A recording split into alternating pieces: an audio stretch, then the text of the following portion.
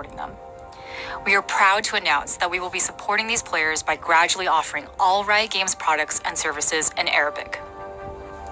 Okay, on to preseason changes. Over the years, Summoner's Rift has changed a lot. Sometimes in small adjustments to things you're already familiar with, and sometimes in complete overhauls or totally new additions. We've always thought of Summoner's Rift as a living, breathing place with enough depth to be fun and interesting, whether it's your first time playing or if you're a seasoned veteran. And to that end, preseason 2020, Rise of the Elements will introduce new emergent gameplay opportunities on the map, meant to open fresh strategies to master, outplay, and win. The biggest change here is the new Elemental Rift system. As teams take down Elemental Drakes, one element will eventually dominate the Rift, permanently altering the map.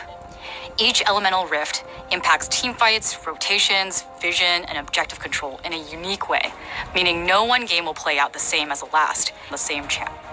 Infernal knocks down walls and burns down brush.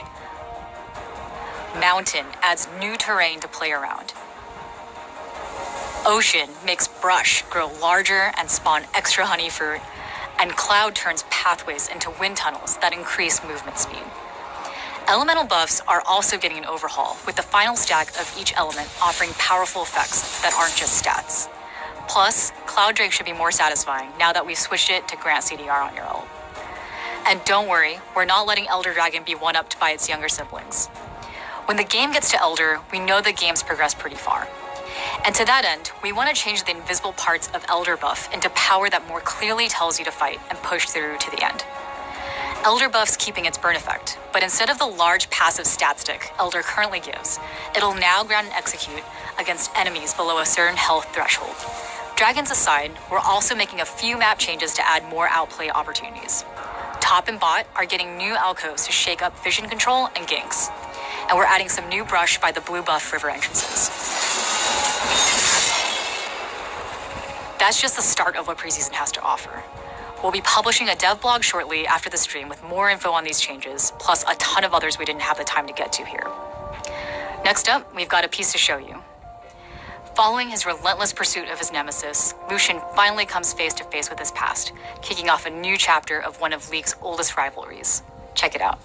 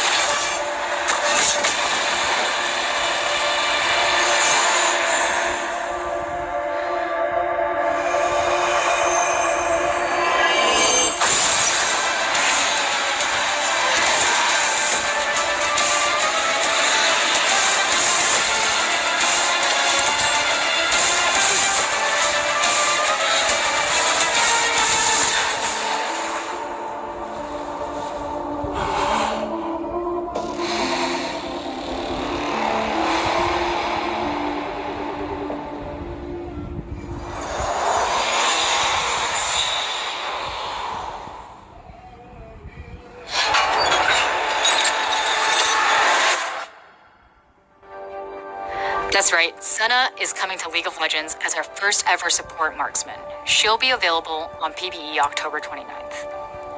Summoner's Rift isn't the only mode that's evolving this year.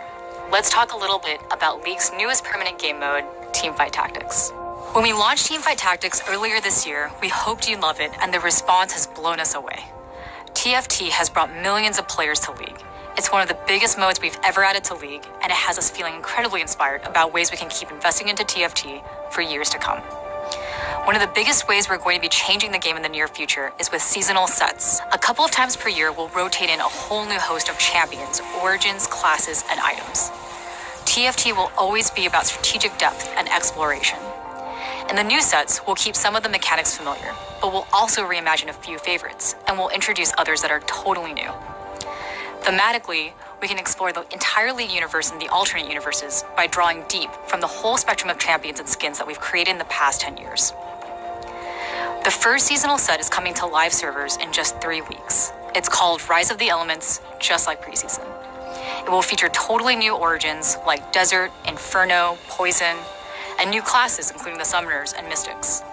New champions like Lux, Annie, Olaf, and even some old favorites bringing new twists. Those that played in the beta season will get rewarded for their climb, and we'll reset the ladder as we bring improvements to the system. And of course, Set 2 wouldn't be complete without a whole new host of little legends, arena skins, and some brand new things to make you and your team look good. It'll hit PvE October 22nd, and we've just published a devlog on LeagueOfLegends.com with more details. Check it out and let us know what you think. One more thing.